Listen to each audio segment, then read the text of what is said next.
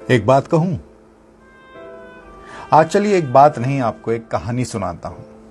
वो कहानी जो कि आपके जीवन से जुड़ी है, जिसको कि आपने कई बार एहसास किया होगा, लेकिन एहसास करने के बाद भी आपने उसको हमेशा दरकिनार किया होगा। एक व्यापारी एक समंदर में एक जहाज के जरिए अपना सामान लेकर व्यापार करने जा रहा था। समंदर में अचानक से तूफान आ गया, और तूफान आ गया तो उसका जहाज डूबने लगा। तूफान इतना तेज था कि उसका जहाज टूट गया। उसके साथी जो थे वो इधर उधर बिखर गए, और जब जहाज टूट गया तो वो पानी में डूबने लगा। खैर, उसको तैरना आता था, और तैरते तैरते वो एक टापू पर पहुंच गया। टापू पर पहुंचा, लेकिन बहुत देर तक बेहोश रहा, और जब उसे होश आया तो उसने देखा कि वो एक ऐसे टापू पर है जहां जीवन का नामो निशान नहीं है। दूर दूर तक कोई व्यक्ति नहीं है। बहुत देर तक सोचने के बाद उसे लगा, अब अगर जीवन जीना है तो यहीं मशक्कत करनी पड़ेगी, और जीवन को यहीं शुरू करना पड़ेगा।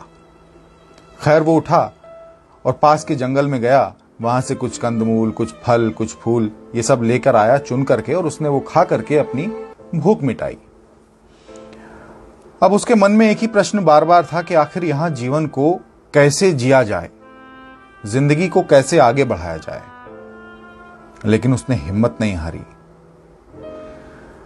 थोड़ी देर बाद वो पास के ही जंगल में गया, और वहां से कुछ घास फूस, तिनके, लकड़ियां चुन करके लाया, और उसने बड़ी मेहनत से कुछ दिनों के भीतर एक झोपड़ी वहां तैयार कर ली। अब उसका जीवन उस टापू पर किसी तरीके से सुचारू रूप से चलने लगा। उसकी दिनचर्या थी कि वो खाने के लिए अपना फल लेकर आता, उसके बाद जंगल से जब वो लौटता, ठंडा पानी पी करके अपनी कुटिया में सो जाता। ये चलता रहा, ये सिलसिला कई दिनों तक चलता रहा, क्योंकि वो तो उम्मीद छोड़ चुका था कि वो अपने घर वापस पहुंचेगा, अपने परिवार के पास वापस पहुंचेगा। उसको उम्मीद ही नहीं थी। उसने इस चीज को स्वीकार कर लिया था कि अब यही मेरा जीवन है, यही मेरा घर है, यही मेरी दुनिया है, यही मेरे मित्र हैं, ये पेड़ पौधे, ये प्राकृतिक नजारे, यही मेरे मित्र हैं। अब यही सिलसिला जारी रखते हुए एक दिन फिर वो जंगल गया, और जब जंगल से वापस लौटा तो उसने देखा कि उसकी झोपड़ी, उसकी कुटिया धू धू कर जल रही थी। वो जल चुकी थी। शायद पेड़ों के घर्षण की वजह से उसमें आग लग गई थी। अब उस व्यापारी के सब्र का बांध टूट गया। उसने कहा, हे ईश्वर, तूने मेरे जहाज को तूने समंदर में डुबाया, मैं चुप रहा। तूने मेरे सारे साथी मुझसे छीन लिए, मैं तब भी चुप रहा। तूने मुझे मेरे परिवार से दूर कर दिया, मैं तब भी चुप रहा।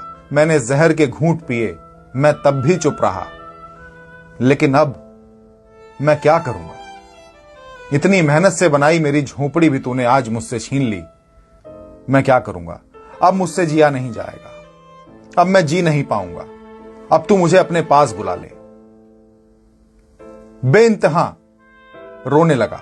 बेइंतहा उसकी आत्मा, उसके हृदय से अश्रु प्रवाह निकलने लगा। तभी उसको अचानक समंदर में आता हुआ एक दूर से जहाज दिखाई दिया। अब जहाज को देखकर वो थोड़ा सा हैरान हुआ। जहाज जब उसके करीब आया, उसमें से एक व्यक्ति उतरा, और उस व्यक्ति ने उसको कहा कि क्योंकि मैं इस मार्ग से गुजर रहा था, इस जल मार्ग से गुजर रहा था, मुझे दूर से आपकी झोपड़ी जलती हुई दिखाई दी, तो मुझे लगा शायद वहां कोई है और उसे मेरी मदद की जरूरत है। इसलिए मैं उस अग्नि की ज्वाला को देख करके, उसकी लपटों को देख करके, उसके धुएं को देख करके मैं आपके पास आया। कहानी का मतलब समझे? कहानी का मतलब यह है कि कोई है जो इस सृष्टि को चलाता है। जब आप बहुत परेशान होते हैं, जब आपके पास कोई मार्ग ना हो, जब आपको कुछ ना दिखाई दे रहा हो, आपको लगता है कि सब कुछ खत्म हो चुका है, तो कोई ना कोई तो है जो कि एक प्रश्नावली तैयार करता है। कोई ना कोई तो है जो कि आपकी परीक्षा लेता है।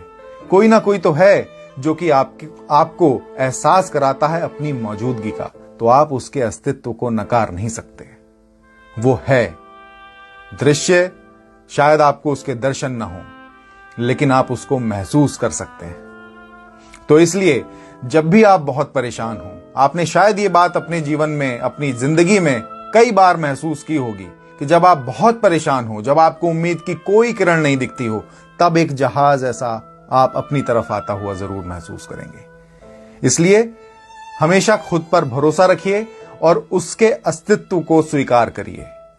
वो है, तभी ये सृष्टि चलती है।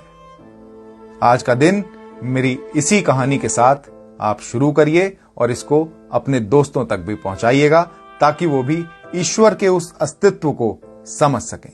धन्यवाद।